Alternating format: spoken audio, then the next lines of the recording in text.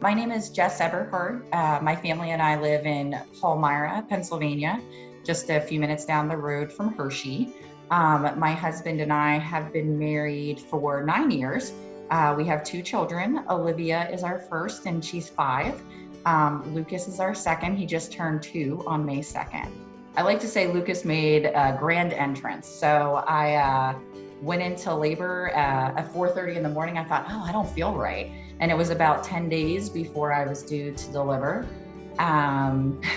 He was here by 9:22. I wanted an epidural. I still want that epidural. I did not get that because he came so fast. He was a pretty uncomplicated delivery. He had a 9.5 APGAR score. They were even going to hold off. Pediatrics came in and cleared him. They said he looked great.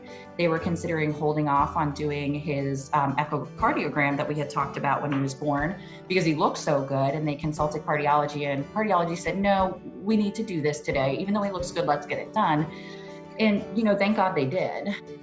He was born at 9:22, and they did the echo around noon. And then a team of doctors came in to tell me that Lucas had pretty complex congenital heart disease, that they thought he actually now had a coarctation of his aorta, that he now had what they called a gaping ventricular septal defect, and now an atrial septal defect. And some of these words I had literally never heard in my life, and they involve the aortic arch, which pumps blood to your extremities and your head and your legs and your arm, and his was closed off. And he also now had big holes in the top and bottom chambers of his heart. So they started saying things like, we need to get him to the critical care NICU. We need to consult cardiology. This might mean surgery. And I remember not quite computing initially and just kind of saying, no, this isn't what you said before. Definitely being in disbelief.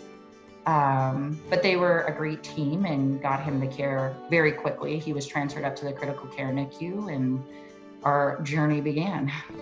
By Saturday, Dr. Kelly shared with us that they had consulted the surgical team, and they really felt that the only way for Lucas was that he was going to need open heart surgery. In some ways, it was devastating, but I felt hopeful that this could happen, but I was really scared.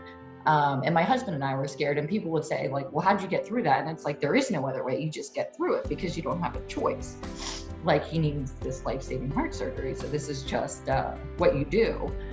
So I felt like, okay, I'm ready. And I had these timelines in my head. And Dr. Myers had said, I'm a no news is good news guy. I'm not going to call you repeatedly. So I was doing okay until about 10:30. I was trying to stay busy. I was walking through, but I don't think I've in my life been so worried, that kind of worry that you feel sick. And I just felt sick. And eventually, after I kept contacting the receptionist and being like, can you get a hold of somebody?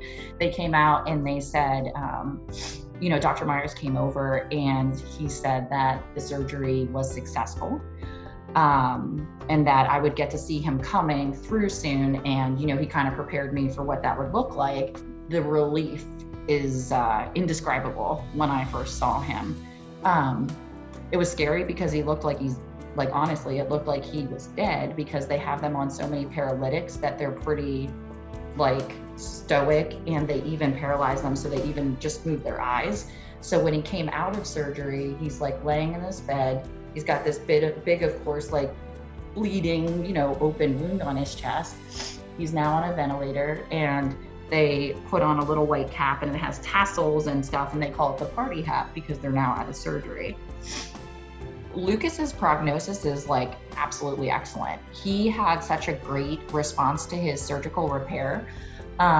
He started blood pressure medication when he was 5 months old, which I know you don't know many 5 months olds without.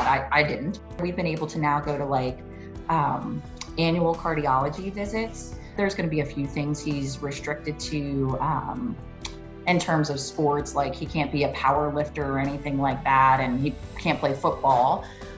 I'm just really grateful for health. And I don't think in my life I ever really truly knew and appreciated what a gift that was. So that's definitely been eye-opening for us. And that you can't always control things, and sometimes the only way through it is through it. Oh, here he comes. My hope is that he has a healthy life, that he grows up, gets a good education, does something productive with himself. Yeah. Yeah. And also, I think what any parent wants. I want him to have a good future. I want him to be healthy. I want him to be happy. I want him to stay out of his sister's stuff. This is his sister. I think that people should consider contributing to the American Heart Association and advancing their mission, because kids like Lucas are why. Your mom is why. Heart disease is the #1 killer of women. I think that we all know someone with heart disease, and that's touched our lives. And when you're contributing to the American Heart Association and funding research, you're saving a life. And for me, at some point, that research helped save my son's life.